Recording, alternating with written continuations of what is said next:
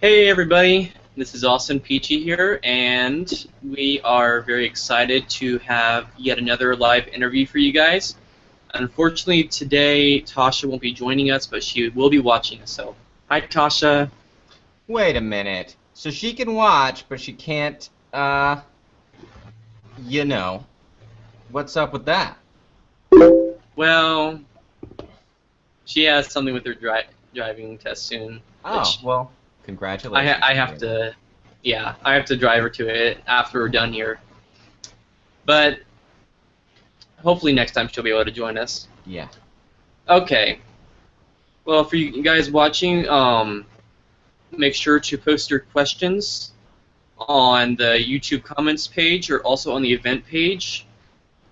We'll be watching those there. We'll see your questions, and as I'll be asking I'll be asking Kevin my questions, I'll be checking on you guys' too. So make sure to send those in. You know what? I never did welcome you. Oh, Welcome, Kevin. oh, well, I thanks. I usually always remember to do that, but somehow I missed it this time.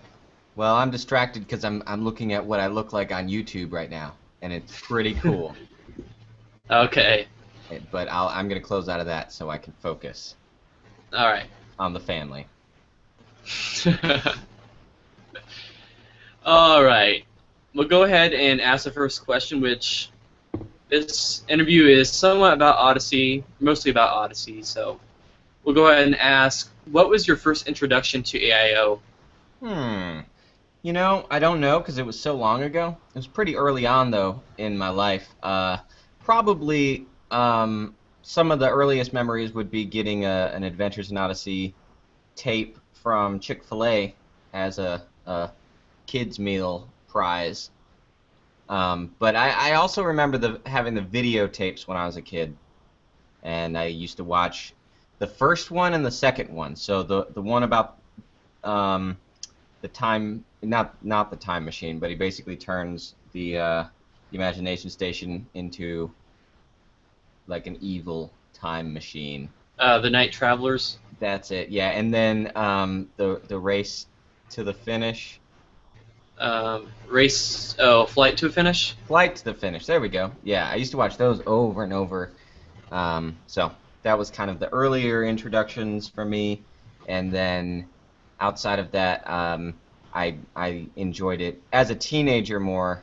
Probably around like 12. My family moved to a place that had a radio station that actually aired Odyssey, and so I'd listen to it a lot more at that point. About Okay.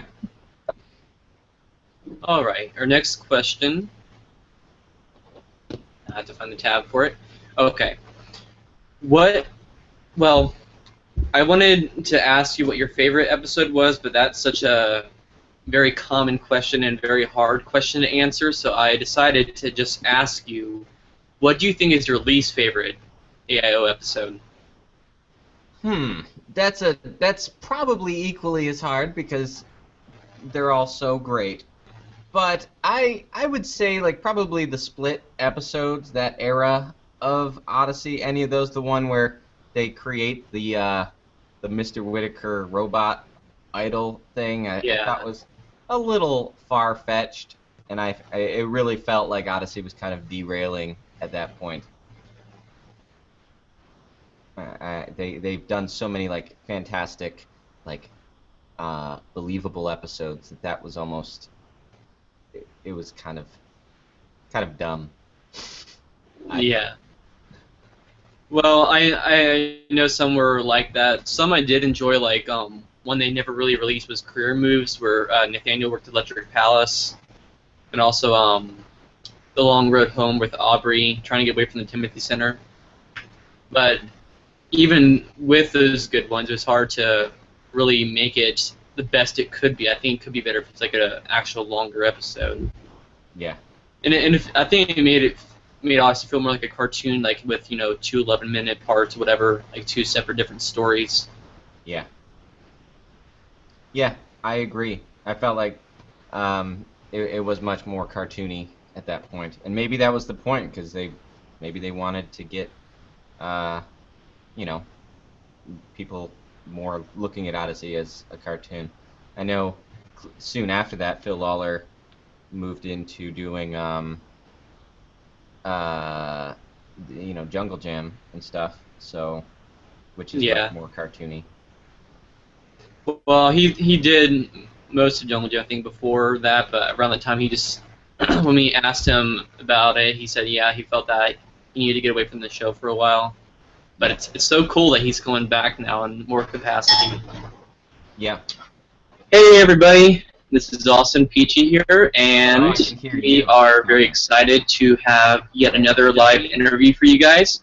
Unfortunately, today, Tasha won't be joining us, but she will be watching, so...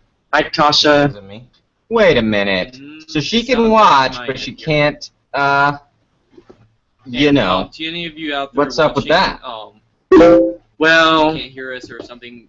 She has something with her driving test soon. Oh, well, congratulations. I have to, yeah, I have to drive her to it after we're done here. But hopefully next time she'll be able to join us. Yeah. Okay. Sorry if I'm. Well, for you guys watching, oh no. Make sure to post your questions I'm hearing on the YouTube comments page or also on the event page. Okay. We'll be watching those there. We'll see your questions, and as I'll be asking Kevin my questions, I'll be checking on you guys' really too. Entertaining for everybody. So make sure to send those in. Yeah, we've had. You know what? I never did welcome you. Welcome, Kevin. Oh, well, thanks. I usually always remember to do that, but somehow I missed it this time. Well, I'm distracted because I'm looking at what I look like on YouTube right now, and so it's pretty. Me.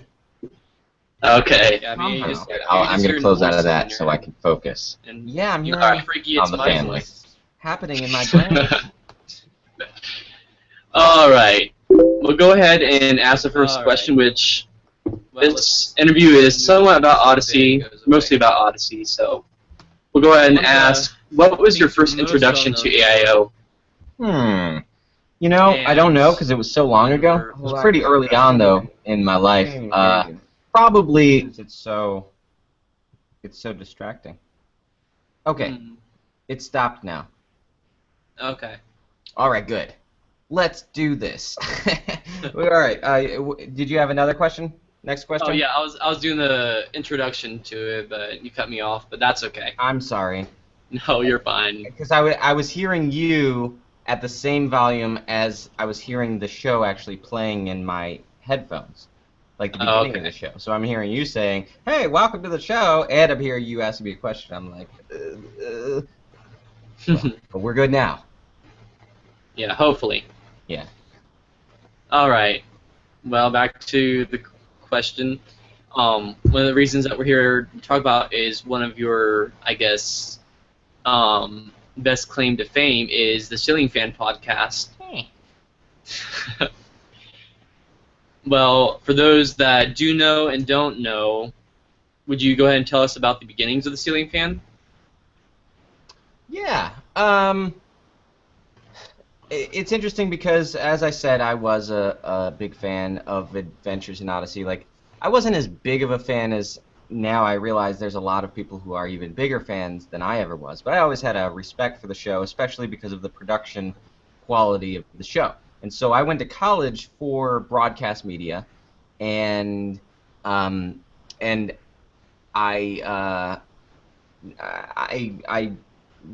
like broadcast production work and that sort of thing. And so I knew somebody who knew somebody at Focus on the Family, and so I said to them, you know, I know you know somebody at Focus on the Family, like one of my teachers, Mr. Stevens.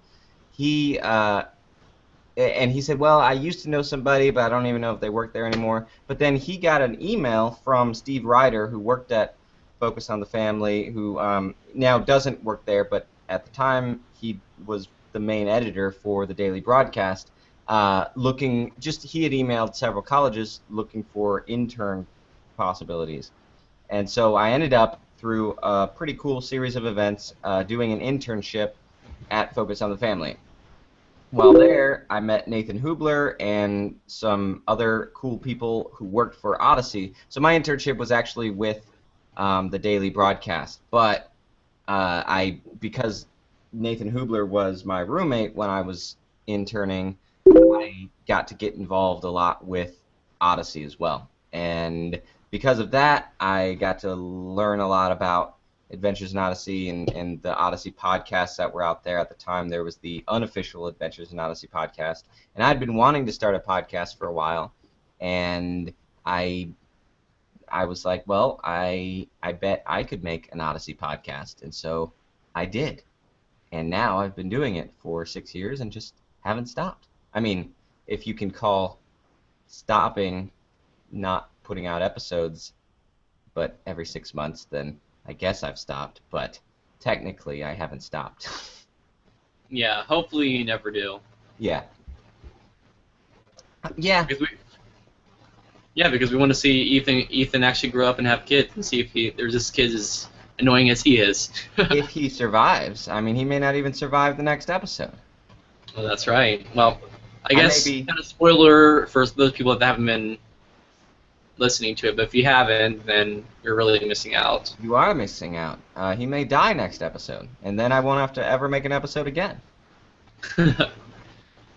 Well, for me personally, when I first heard this thing when you first put it out, and I enjoyed it okay, and I listened to about the first 10 episodes and the short stuff in between, but after I got sort of lost interest in it, and I didn't really follow it, but I think it was about a year ago, I went back and listened to everything that I had missed before. Like, man, I really wish I had stayed with it, and now I really enjoy it, and it's come a long way, and I think it's really, really awesome.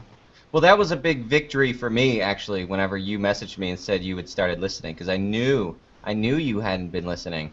And then whenever you said that you started listening, and then you were updating me on as you were going through the process of the story arc. It was the best day of my life. So how did you know I wasn't listening? Finally, Austin Peach, because you told me. You told me on the interview that we did with the Audio Theater Central. Audio Theater Central, yeah. You said something like, well, I haven't really listened to it. And I'm like, oh, no. Wow. I forgot about that. Yeah, it broke my heart. Broke my whole heart. Well, that was a fun time too. We'll have a link in the description if you guys want to go back and hear where Kevin's heart was broken.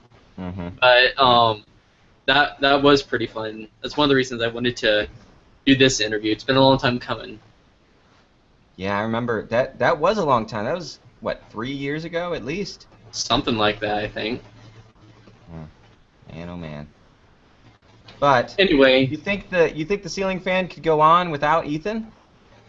I mean, well, technically we've just done about 4 episodes with barely any Ethan in it. Well, I think if the story calls for him not to be in it, I think it can work. Like a mention of him or something's happening that we find out later. I think it could go on, but Ethan's the first voice we heard in the first episode, and he's the heart and soul of it. Mm-hmm, mm-hmm. So, like Mr. Whitaker, but less lovable, I guess. Mm. Yeah, because there were a few albums that didn't have Whitaker in it. Oh, true. When Paul Herlinger died, so yeah, it's possible. Maybe another maybe a. That's the funny thing about like TV shows and even Odyssey. It's so hard because even when someone dies, they're so often not dead, you know. Yeah, you can always bring them back in flashbacks or reveal that they're not really dead. I had to fake my death so that I could escape the bad guys, but now I could. They always do that sort of thing. Yeah, like Jason Whitaker did in Accidental Dilemma. Yep, or Mitch. Mm-hmm. I was actually pretty convinced both those times he actually both of them had died. But if they do something like that in Odyssey again, I'll think, no, not really. Yeah, you can never believe it now. And I did it with Lucy on the ceiling fan. Well, maybe that means June Kendall didn't really die. So it's another thing that Connie doesn't know about. It's all part of the whatever conspiracy they're coming up with right now with Connie's dad. Yeah. Yeah. I may sound like an idiot because, well, for many reasons, but I haven't listened to the latest album yet because I've been planning on like just listening to like sitting down, listening through the whole thing so that I can review it on the Scoopcast. Okay. But Yeah, I've been actually listening to it a little bit differently. I've been um, a major voice, I guess, or major opponent to like the untraditional way of listening to Odyssey, like rather than week to week, which I did that for a long time. But this season, I've started to do it on days it's not Saturday because my schedule, my parents' schedule, and everything it's all around, so we don't always get to listen on Saturday morning or even on Saturday.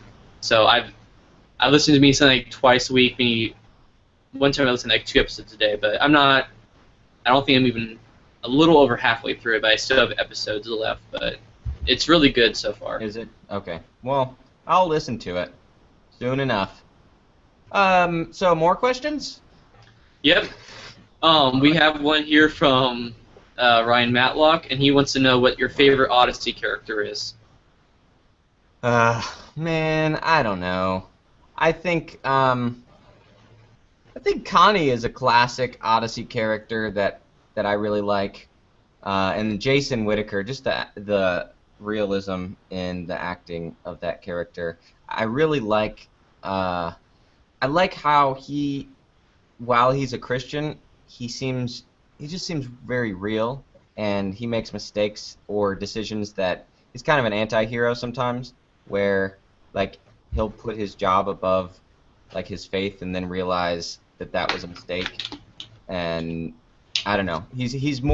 He works a lot in the gray area of life, and that's for a Christian show to do that, and I think is shows a lot of guts on the side of Odyssey, but I think it reaches more people that way.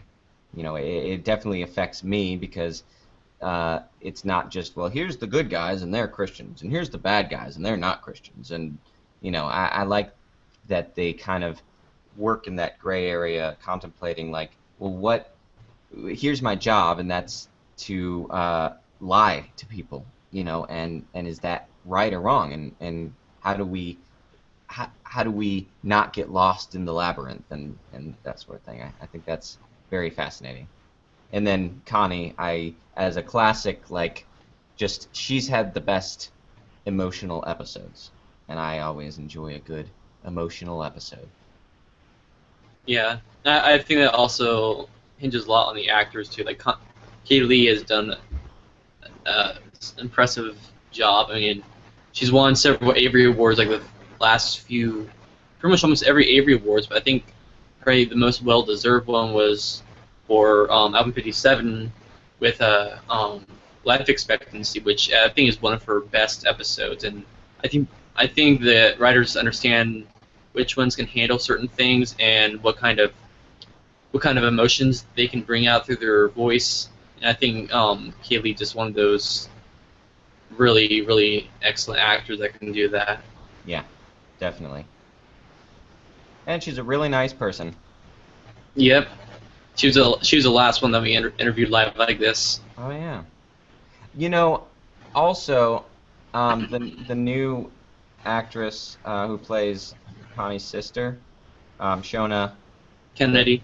Yeah, I just edited an interview with her for the official podcast, which will be on the next official Odyssey podcast, and I was so impressed with her professionalism, even though she was the winner of a contest. But just she's just so nice. Like I was very impressed. She's very genuine, grateful to have won the contest, but also very, very good at what she does. And then they talked a little bit to her parents, who are from Australia, and I didn't realize that. And just seemed like a really nice, genuine family. So, Yeah. little something there. Yeah, and little trivia for those who don't know, Shona is part of a singing group with her sisters, I believe, and I Yep. believe one of her cousins, and they have several events where Will Ryan actually plays for them. hmm Yep, they talk a little bit about that. They'll talk about that in this podcast. The Sorara sisters. Um, Yeah, I can't pronounce it either. it's the two sisters and their mom, actually. Okay. And then yeah, Will Ryan plays with them. They've done some shows together. So All that's right. pretty exciting. All right. I hope that answers Ryan Matlock's question. Yep. I think it's gone above and beyond that. Oh, good. All right. Well, going back to the ceiling fan, you guys did something really special with releasing an album along with season 3, I believe, a music album, which a tribute album, which is the first time anybody's ever really done that before. And can you talk a little bit about the response to that, and also, is there a chance of another album like that coming out? Well, I expected it to top the Billboard charts, and it didn't, surprisingly. And your Uh, heart was broken again, right? my heart once again was broken, and I think it was because Austin Peachy didn't buy it right away, and I don't know why. No, it was what was expected, I think. It was also a huge effort on Garrett's part because at the time Garrett was. I find that when people are seniors in high school, especially when they're homeschooled, they're the perfect people to get involved in the ceiling fan because they are pretty much done with school. They don't have a lot left to do, so they're at home bored, and so they'll be really talented and pour a lot of their talent into the ceiling fan. But then they're a ticking time bomb because then they go off to college and and then they get really busy. And then so that happened with Lauren, who did so much like writing and production work and that sort of thing on the ceiling fan, so much so many voices and stuff. And then he went to college and got more busy and but still continues to help as much as he can. Same with Garrett. He's now in college, and the McAllister Park album was so much a Garrett effort. He did most of the music and the mixing and that sort of thing on that, and I think it turned out well. It's funny because both of us will look back at it and say, "Man, we both could do way better than this now." But at the time, it's what we could do. Um, so I don't know that we may come out with a song here and there. We've written a few songs from time to time, um, and actually some of the fans of the show have begun putting together a remix album that would have 5 or 6 remixes of those songs on it, and so we may put that out soon. But as far as new McAllister Park music, I'm not sure if we will be able to do that. But yeah, I think with the remix album we'll release like at the end of season 4, kind of as a celebration of finishing the story arc and a tribute of sorts, referencing back to that. But it was fun to do, and it actually was a big help in keeping the ceiling fan going because there's expenses whenever it comes to keeping the ceiling fan going, and it paid for those sound effects, libraries, and servers to host the show and that sort of thing, and the website and all that. So I don't know if we'll put together another one though. Well, you could always do something smaller and do like an EP. Yeah, I know. Yeah, we've talked about that. Especially now because Garrett actually hasn't done the last 2 episodes as far as music goes of the Ceiling Fan.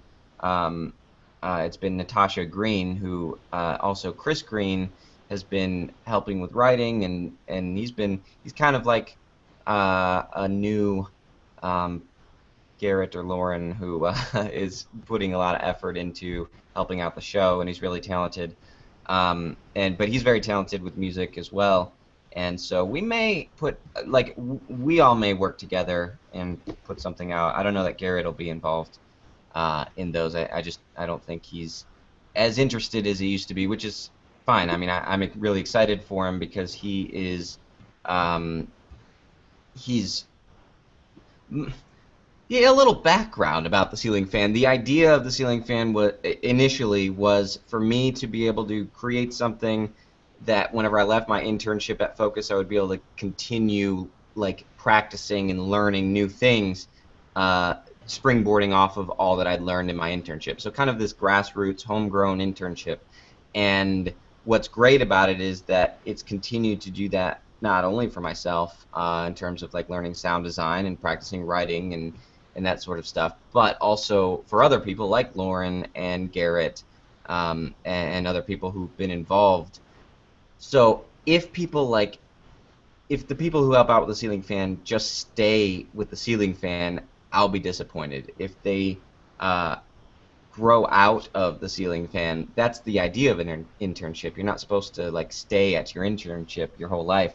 And so I'm actually very proud and pleased whenever people say, "Hey, I'm getting a little too busy with my, pursuing my dreams and career goals to work on the ceiling fan," because the ceiling fan's all, volunteer and free.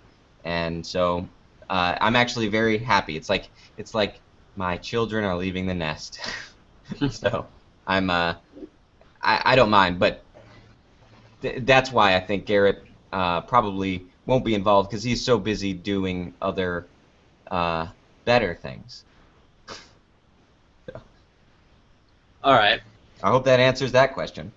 Yep, it does. Definite maybe. Okay. Well, this next question we have here, which you are a big fan of radio drama, and so am I, and a lot of our watchers are probably as well. So this question is, why do you think radio drama is becoming more mainstream again, and why do you think it's been around so long? Is it? Like, I know it's popular in the Christian world, and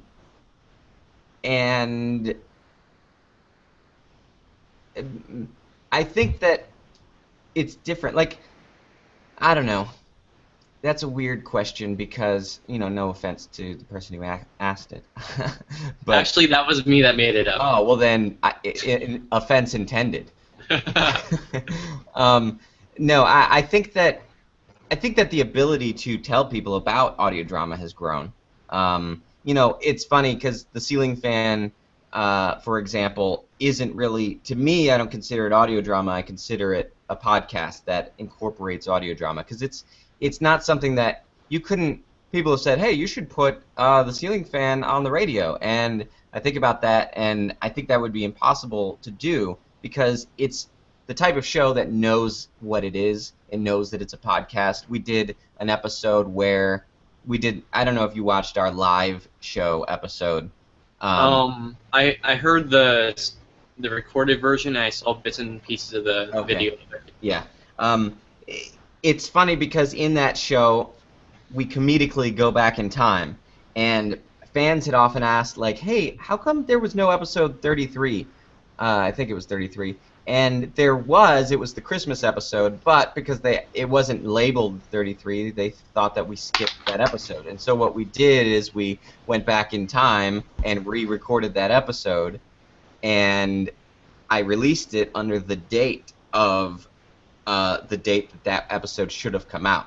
And so it actually shows up on iTunes as if it came out a long time ago when it really didn't come out. So we can do things like that because it's a podcast, because it knows its medium and it knows that it's not a radio drama, and it wouldn't make sense anywhere else other than podcasting.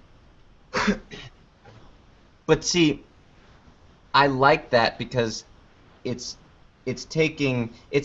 not doing a podcast. It's like, "Hey, do you want to hear old-timey radio shows? Well, here is the radio show."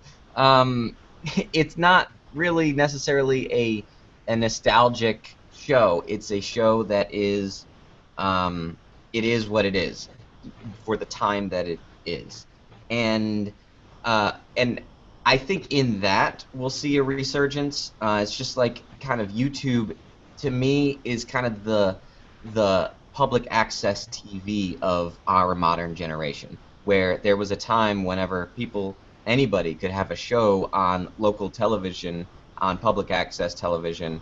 I remember some movie that was about this lady who read books or something. I don't know. It was a feature films for families movie. Anywho, public access television was, where amateurs could have their own TV shows. Now we've got YouTube, and it's similar to that. Those types of people are having their shows on YouTube, but more people can do it. So I think, for my long-winded answer, we have a resurgence, but it's something different. So there is audio drama, like Odyssey, like the Lamplighter, and other shows. But then we're also going to see like resurgence of audio drama done differently because it's just so much easier to distribute. Where we can share it with anybody, anybody in the whole world without having to get it on a bunch of radio stations.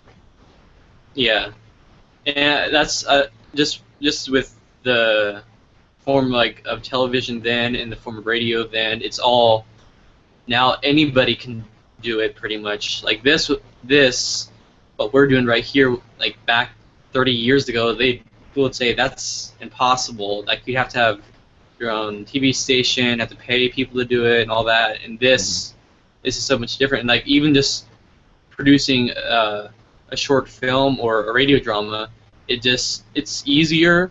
It's not necessarily always better. Right. But amateurs and anybody that wants to can do it. I think that, and just the way our technology is just easier. People know about it more because of the internet. And I mean, I still like to listen to old-time radio shows, but I don't spend as much time listening to them as I do like more modern stuff.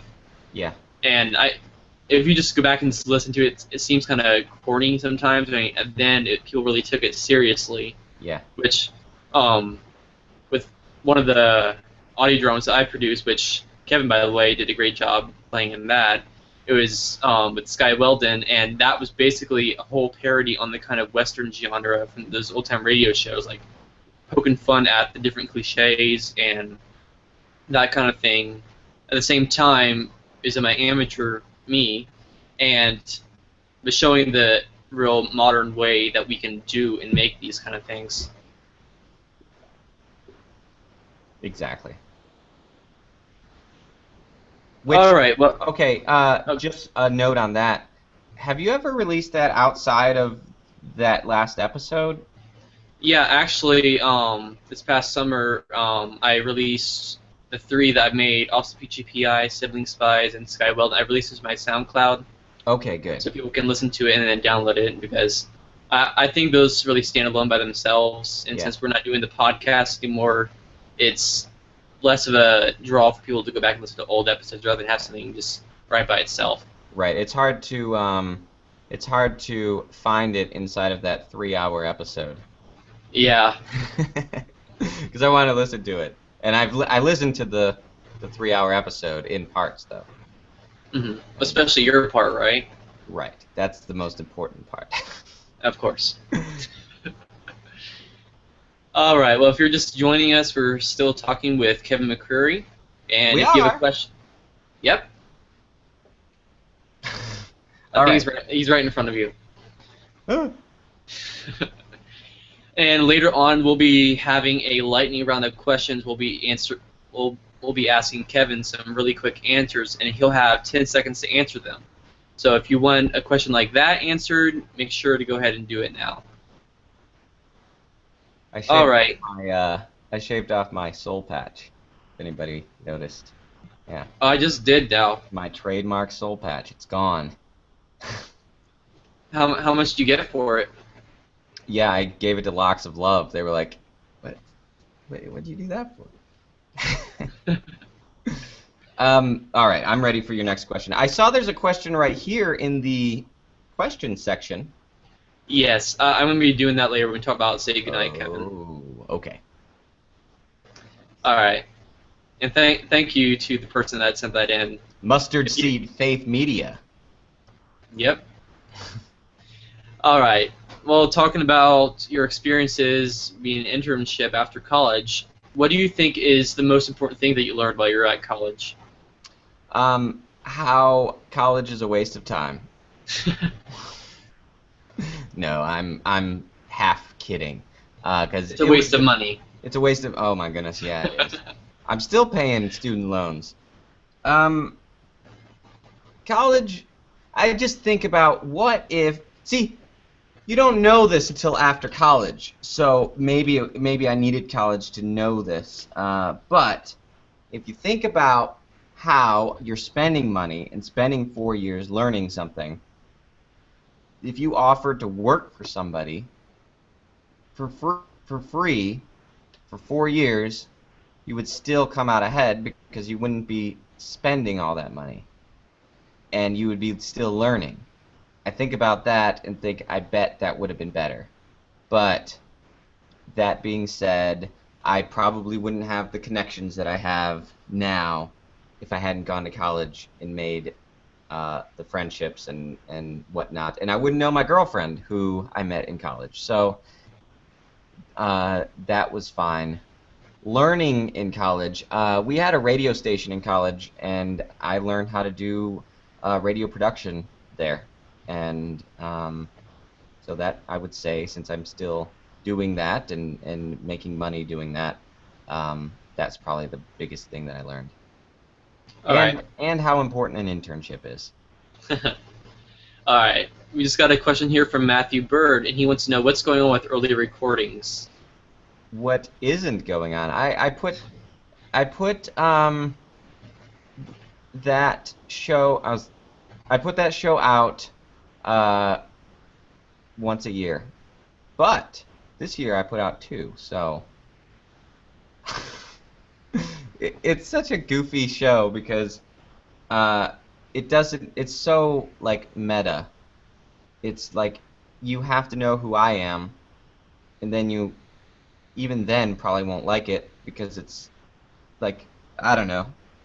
So I don't put a lot of stock in that show, but it's fun to make and think like somebody maybe listening to like something that I made when I was 15 and possibly enjoying it.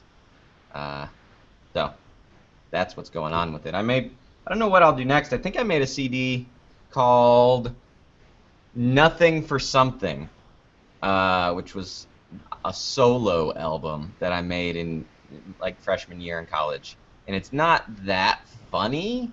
I was getting even more serious with my music. So I may put that out next year. So Okay. get ready for that. And there's actually a second part to my interview with JD that we get a little more goofy and I think he gets a little more relaxed that I might edit together eventually and put out sometime this year too. So if you're interested, that's what's going on. You're much braver than I am sharing early recordings. I used to record on old cassette tape and stuff. When I listen to it now, it's like, oh man, that was horrible. And even like the first podcast that I made but never really fully released, I think it's pretty terrible too. So I compliment you on your bravery. Thanks. It's not. You know, I think that like I don't listen to the old Ceiling Fan episodes. It's funny because when I made that, I was like, man, this is so good. And yeah, I'm even like that with the first Say Goodnight Kevin episode. I watched that. I'm like, I did. That was the best that I could do at that time. I spent like 2 weeks putting that together and preparing it, and I was so nervous. And it's so funny because any episode after the first one, I think, is better than that first one. But that was less than 6 months ago. So I like being able to look back at what I once did and where I once was, and comparing it to where I am now, and seeing how I've improved. And I guess I'm willing to sacrifice my pride of who I once was for other people to maybe be encouraged that, it just, if you keep at it and you keep on trying to do better than you used to do, then you're always going to be improving, always learning stuff. You just have to get started on it. So I'm willing to sacrifice my pride for the good of the many. The good of the many outweighs the good of the few. All right. Now here's a pretty tough question. If you had a choice of only producing strictly audio or video productions, which would you choose? Hmm. Would I? If you only had the capabilities of doing one or the other, which would you rather happen? There's so many factors here because if it was just if everything was the same, if I made as many fans, like if as many people listen to my audio as they do my video, I would just do audio all the time. If I made even a cent of money off of audio, then I would just do audio. In fact, my favorite thing to do as far as like my professional business goes is sound design for video. So like I do Blimey Cow sound design, and I've done a few commercials for this guy, and I don't do any of the video. I just do sound design for it, and it's my favorite thing to do. But that being said, um, I I enjoy Say Goodnight Kevin. I think it's everything that maybe everything that I've learned in my life has built up to so far. So that's my answer. Both. um, if all things being equal, I would do audio, 100%. However, uh, there's reasons I do both. I do audio because I love to do it. I do video because I love to do it, but also I love the fact that more people pay attention to it. If that Yeah. many people paid attention to audio drama or my audio work, then I would just do that. Okay. So it's your fault, not just you, Austin, even though you didn't listen for a while. And I'll never forgive you for that. Well, I'll go to my grave with that shame. All right. Well, speaking about the past again, if you could say something to 10-year-old you, what would you say? Stop it. Stop it, Kevin. Stop picking your nose. I don't know. I mean, I feel like maybe that's kind of why I do early recordings, because it's kind of like that's me telling other people who I feel like maybe I am communicating to 10-year-old Kevin to never give up, never surrender. Yeah, I would trying to think of what. I mean, I was a goofball back then, but I guess I would just let me know that that's all right, not feel bad about it, because I had a sister who I still have a sister, but at the time I had a sister who like she was embarrassed of me being goofy around her friends, and so she made me feel bad about it, and so then I I could relate a little bit. like, Kevin, you always embarrass me. I'm like, yeah, but I being funny. No, you're not. You're just being embarrassing. Where now she's proud of me. So yeah, but that's her loss. Now she Uh, wants to be proud of me. all right. Well, moving on to another aspect of media that you've made. How did you end up working for the guys at Blimey Cow? I forced my way into their lives. Not They to were mention like, moved nearby them, right? yeah, I moved here and came into their home, and they're like, "Who are you? Get away!" And I'm like, "I'm gonna do your audio." They're like, "Fine, here, just take whatever you want." And yeah, and since Josh doesn't believe in violence, he just let me do it. And I do, because I wouldn't even have a job if it wasn't for violence.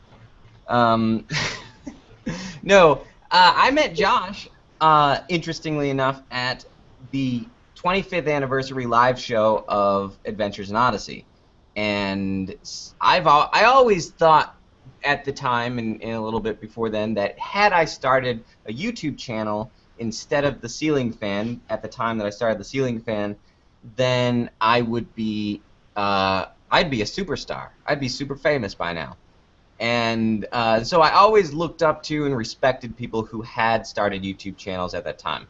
I've watched a lot of YouTube, since it started to become popular and stuff, and whenever people started to like have regular shows, and so I thought it was neat that I was like meeting somebody who was doing that. I'd never actually met somebody in person, and so I kept in touch with Josh just because I thought it was fascinating that he had this show, and he thought it was fascinating that I had a podcast, which he always wanted to do, and he always loved radio and that sort of thing. And so we kind of, as I was starting the Boom Bros, which was my first attempt at a YouTube channel, and he was looking into starting a podcast, which ended up being the Blimey Cow podcast. We would share our ideas back and forth. Essentially, now what our show, The Inner Tube, is, we used to do that over Facebook chat. And so we just became friends, and then whenever they were talking about starting their podcast, I told him, hey, I want to be the one who produces your podcast. And he's like, really? It's going to be a lot of work. And I'm like, yeah, I'd really love to do it. I want to be involved. And then when I moved here, I said, I was watching him edit, and I was like, if you send me the audio on that, I would do it for you. It was on their Christmas episode, their last year's Christmas episode, I believe, was the first time that I did it, and I was like, man, just have me do it, and I'll make it sound really good. And he's like, well, all right then. And then I did it, and he really liked it, and I've just been doing it ever since, and charging him for it now. So. And also, that Christmas episode, that was the first time you appeared in a Messy Mondays video, right? Well, the narration? Actually, no, because there was an episode where they had Big Head Girl, where it talked about how, one of their many episodes about how to get a girlfriend or something, probably how girls should be, is what it's called. They don't have an episode called that. I always joke with them about that. But anyway, they're like yelling at me. I was in there, and they're like, hey, look at that guy. What a loser. He doesn't have a girlfriend, or something like that. So that was actually the first time I was in one of their episodes.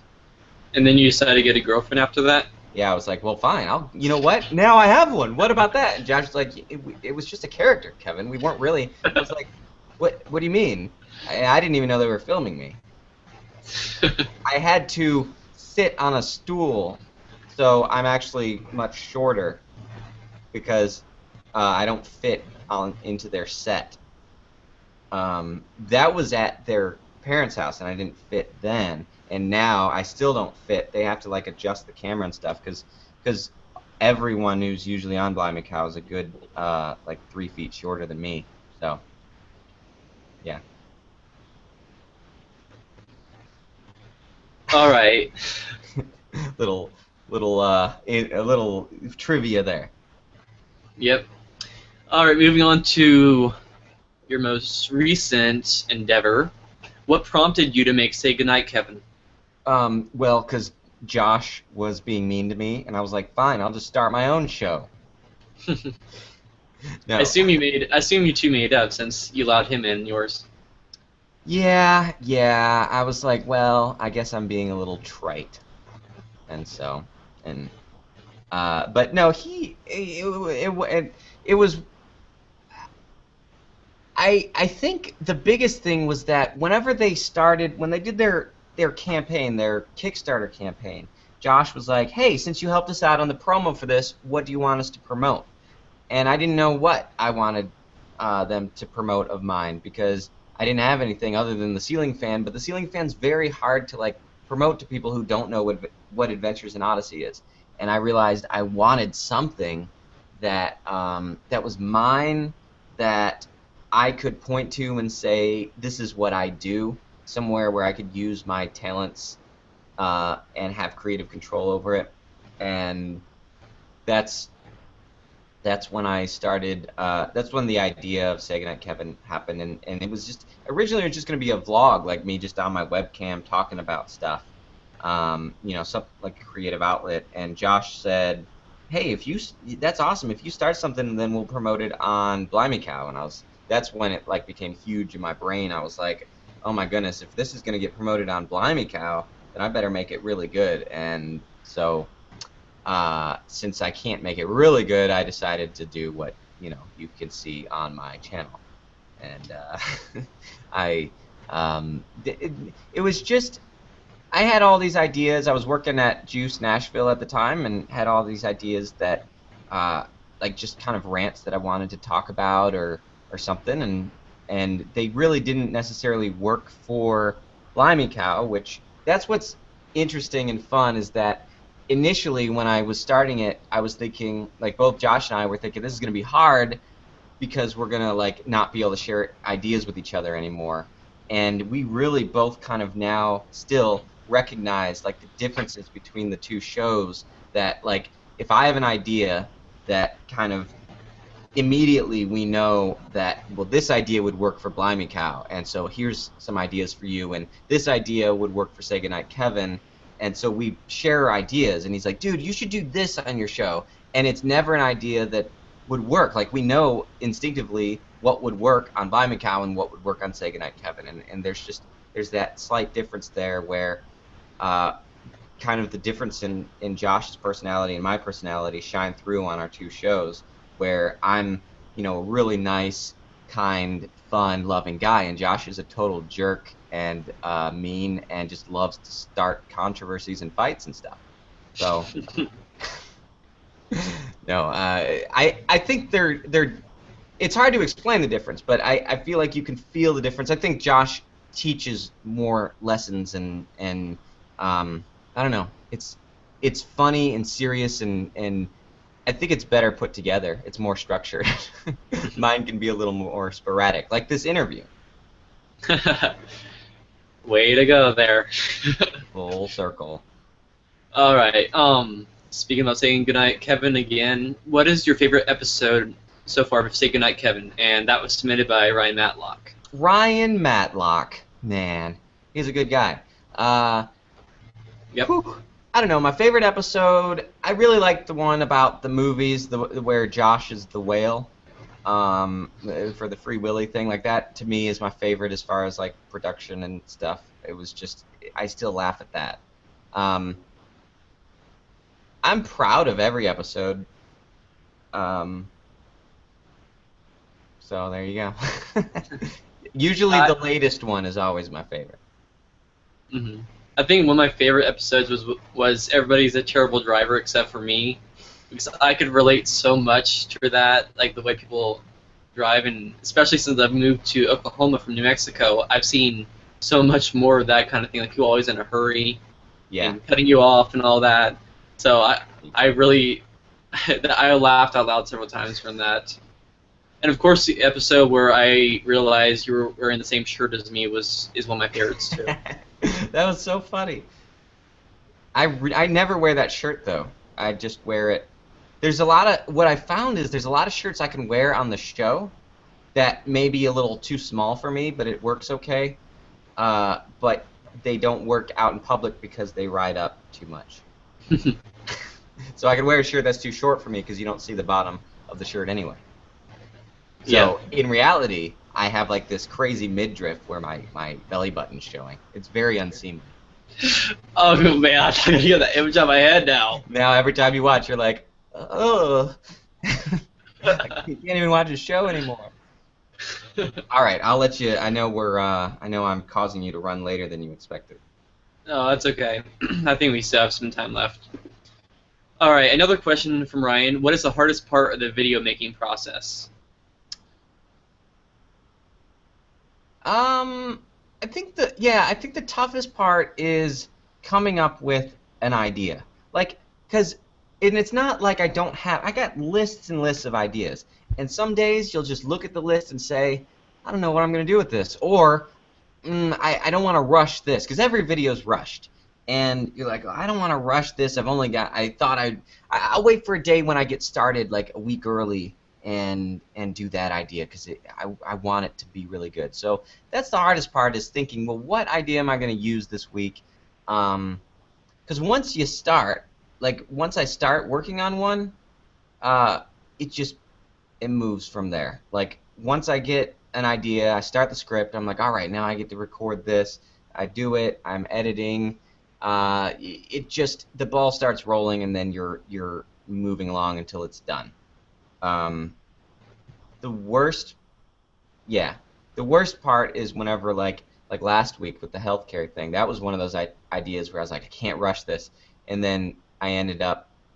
Some days you're like, I'm gonna do something different because I don't want to rush it out, and then you realize, well, actually, that's the only idea I have fully flushed out anyway, so I better do that because why come up with a new idea? And so I like rushed that out, like, and there were certain things that I wanted to do differently that I didn't because I started at like 2 o'clock on Thursday actually putting it together, which then I wanted out by 12 o'clock, so I had 10 hours, and I watched a Psych episode in the middle of all that, so.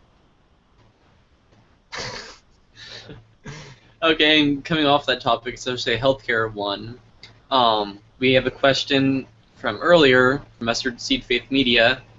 Have you ever considered doing, say, Goodnight Kevin episodes about controversial topics? I'm assuming more controversial than you're doing. You know, no, because I give all those ideas to Josh and let him do it. I have no more than 9 thumbs downs on any single ones of my videos, and I'm too scared to do something that would be like split in the middle, because my entire existence and sense of worth is all placed in these videos and people liking them. No, it's funny because I don't know if you've ever read any of Kevin Lehman's books. People viewing this right now, but Kevin Lehman writes books about birth order. That's not all he writes about, but he's got these birth order books. And I realized, because Josh and I are very similar, Josh being the one who writes and puts together the Blimey Cow videos. If anybody watching this doesn't know who we've been talking about Josh so much. And I realized that I think since he's an older child and I'm a middle child, that is like the defining difference between him and I. So he will present an idea as like, everybody, this is how it is, because he believes it, and so he writes with conviction. I write with inquiry, like, I'm not sure if this is the way it is, but here's my experience. You guys, what do you think? Figure it out, you know? Like I'm kind of a mediator of sorts. So I don't like to. I'll listen to people and watch people speak with such conviction, and I'm like, man, I wish I could do that, and then I don't. Like I like this healthcare one, I was so nervous. Like leading up to it, I was like, this is the first time I'm doing like a real controversial subject, and nobody was really offended by it because I watered it down so much to where I'm like, hey, I've had this experience.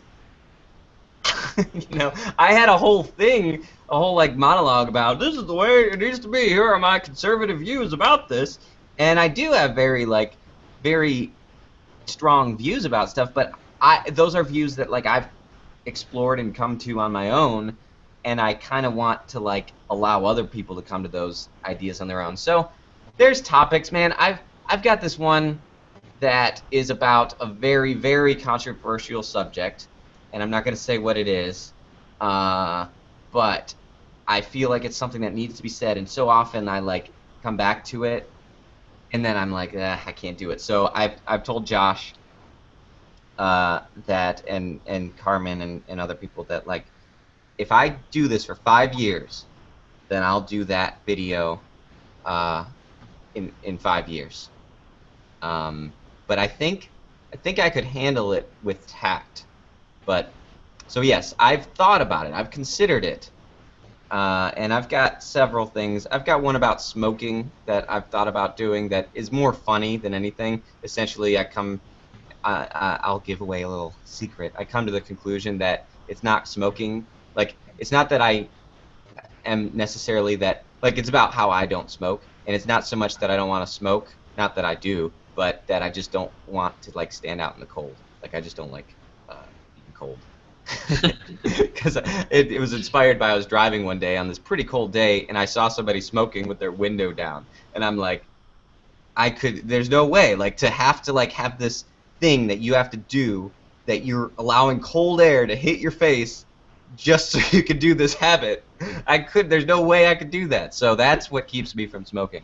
And so it's so, like, lighthearted, and like, I'm covering the topic of smoking, but I'm covering it in a way that's so goofy that I don't think anybody's going to be like, how dare you say that about smoking? But I like that. I kind of like being able to cover controversial topics, and that way I can make, like, a title to the video that's like, oh, what's he going to say? And then they get to it, and they're like, that was funny, and I'm not offended.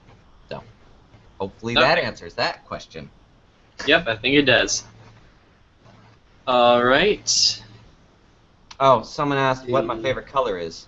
Yeah, we'll be doing that in the lightning round here. Oh, okay. Which I believe that's what we'll be doing next. Okay. So great segue. Segway. All right, I'm ready. All right, here we go. The lightning round, and you have 10 seconds or less to answer these. So try to take as little time as possible. Okay. Or talk as fast as you can. Okay. All right. Coke or Pepsi? Coke. Paper or plastic? Plastic. Star Wars or Star Trek? Star Trek. I even made a Star Trek reference earlier in this episode. I didn't catch it, but anyway. Yeah. Who's your favorite singer? I don't have a favorite singer, but I guess my favorite band would be probably Taking Back Sunday and Say Anything. If you could be a superhero, who would you be? Superman, because he's got all the powers, and he always gets more powers. And because he can jump over buildings in a single bound, and if he didn't have super strength, that would be the worst power ever because he would break his legs. Okay. Billy Bob, stop motion, wants to know, what is your favorite color? Blue. All right. And I just lost my place here. This one comes from Tasha. Would you rather be an astronaut or a ventriloquist? If I could throw my voice, I would want to be a ventriloquist. A ventriloquist astronaut, because nobody would be able to hear me. I think that's how it works. But an astronaut, definitely. If all that set aside, astronaut. Okay. I want to make an app. I want to make an app that can use the technology of throwing your voice, that you can just throw a sound, if that's possible. Look into that. Somebody invent that. Okay. What's the meaning of life? Jesus, of course. Okay. What's your favorite ice cream flavor? Chocolate chip cookie dough. So Ooh, good. that's my favorite too. So you got that one right. One time I got chocolate chip cookie dough. I sucked all the ice cream off of it, off the cookie dough, and made a cookie and put it in the oven. Oh wow, I did that except for putting it in the oven. Oh, okay, yeah. All right. How many podcasts do you How many podcasts do you subscribe to? 7. I don't listen to a lot of podcasts. All of those are Odyssey podcasts. Okay. Matthew Bird wants to know, what's the weather like there? I don't know. I haven't even been outside. All right, and the last one, if Whit was real, what would you ask him? Can I have some chocolate chip cookie dough ice cream, please? Good one. All right. Well, I think that about wraps it up. We want to thank all of you for sending your questions and for the 10 people watching right now. If you didn't get to see the whole thing, have no fear. You'll be able to see the whole thing again once we're done here. It'll be up on our YouTube channel. And while we're at it, be sure to check out everything that Kevin's done, the ceiling fan, the inner tube show, on Blimey Cow, Messy Monday, Say Goodnight Kevin, earlier recordings, and Adventures in Odyssey. He's been on there too. An official podcast, which I really enjoyed the Avery Awards show that you did. That was hilarious. Thanks, man. Thanks. That was so tough. Like, I've written Avery Awards episodes before, and that episode just kicked me in the rear end. I was like, it was just, I was moving at the time. I didn't have a home, so I was like writing it at my girlfriend's parents' house. I like was visiting them and writing it, and anyway, but I had a fun time writing it, and Nathan did a rewrite on it, so actually I had a lot of the jokes, but he also perfected it. So. Okay. All right. Well, you're welcome. And we want to thank you for joining us in this live interview. It was a lot of fun. It was so much fun. Thanks so much, man. Yeah, we also want to thank you for... I forgive you for not listening to the ceiling fan all that time because of this fun interview. That's how fun it's been. Thank you. I really feel better about it now. Good, good. And we want to thank you, too, for the work you did on the blogcast, too, on Skye Weldon, and also for letting Ethan be on it, too. Hey. Oh, yeah. Oh, man, I forgot. That's one question I was going to ask you. If, like, 1 minute or less, see how many voices you can do in that time. Oh, like, well, I can do my voice. Hi, Ethan's voice. Hi, how's it going? I can do Kermit the Frog. Yoda, I can do. Oh boy, I don't know. I can do a girl's voice. Hi, I'm a girl. Oh, it's the Tooth Fairy. Oh, Ethan. Can I fly? We can do more than that. We can sing. So. That's okay. it. That's all the voices. All right. I really should have written that down and give you more time to do that. Then I but could have like. That was. Some. Yeah, that was. Oh, good enough, Mickey Mouse. Oh, hi, I'm Mickey Mouse. Oh boy. Well, I'm not just saying this because people are watching us live, but I think you are a really awesome guy and you're really talented. And I'm very grateful for you sharing your talents with all of us. Oh, well, thanks, man. That's not what you say. You always say the opposite to me. What's going on here? You're just saying that. I don't ever say the opposite of that. You do. You're like the opposite of this. No, I don't know. I think you're very, very talented and as well. And I appreciate you doing so much for so long. And you should bring back the blogcast.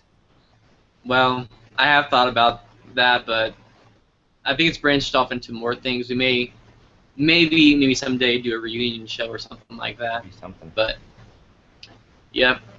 Well, and speaking of long, this interview has run longer than it was originally planned, which the last 2 times we've done it, it's happened that way too. So I guess we're not breaking any rules here.